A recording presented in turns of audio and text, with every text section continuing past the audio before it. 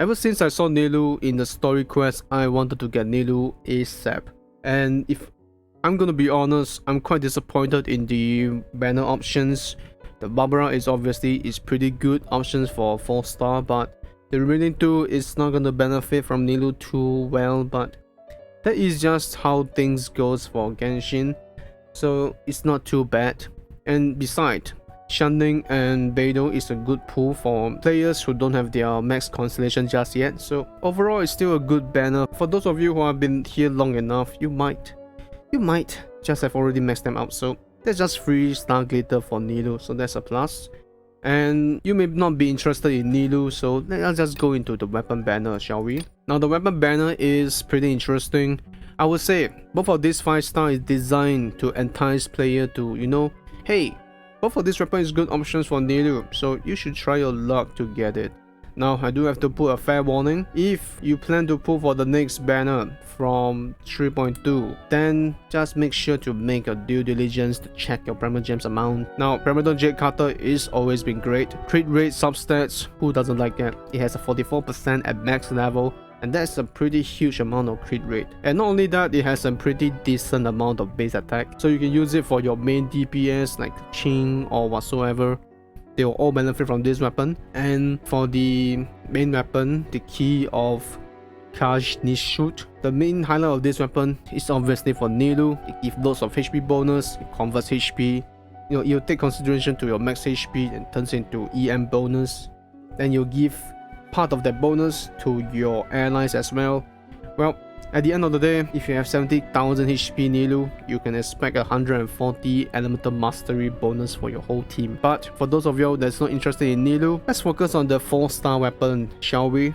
Now, Sacrificial Bow has always been a stable, pretty good. Then we got Dragon's Bane, always been a great weapon for shunning. And Rain Slasher is a bit iffy, but the main highlight of this weapon banner is Zephyr's Moon Knight and Wandering Even Star. Now, these two weapons is pretty great, in my opinion.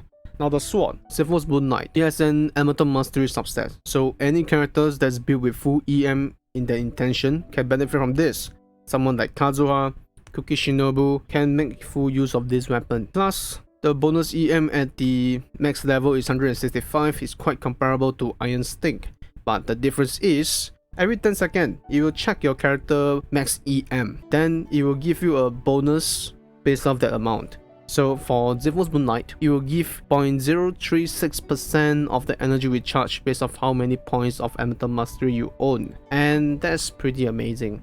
If you have 800 Elemental Mastery, you can expect to see 28.8% energy recharge. It's just close to 30% bonus, so that's nice.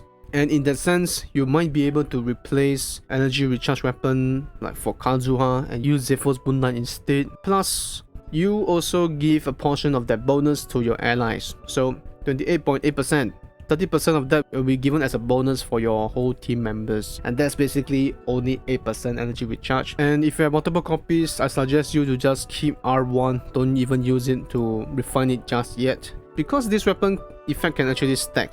So if your whole team members is a sword user that uses full EM, all of them can benefit from this and stack up on the bonuses. So if you have 4 sword users with full EM using Zephyr's Moon Knight, you will expect to see total of like 32% energy recharge, because 8% stacks 4 times, so that's pretty good. Then we have the next one, which is the Wandering Even Star. Now Wandering Even Star has the same shit. You'll always check your Elemental Mastery every 10 seconds. Then the equipped characters will gain a bonus attack based off how much Elemental Mastery you have. Now this is probably going to be a flat attack, so it's not going to be as crazy as a banner buff can be, but it's still going to provide a significant damage boost in some sense.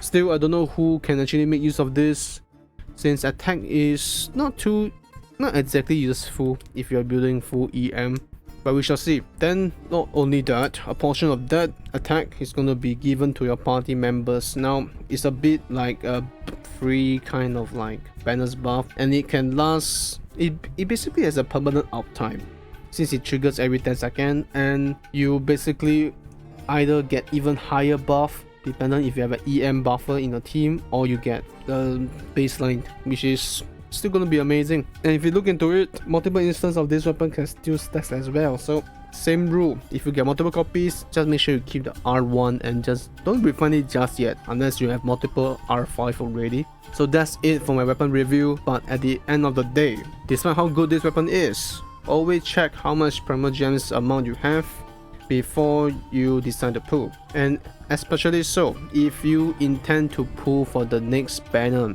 in 3.2. Like, it has been rumored to say that the Dendro Archon is about to be released in 3.2, so if you have spare Primo Gems, then you can decide to test your luck to see if you can get one or two of the new weapon, Zephyr's Moonlight and Wandering Even Star.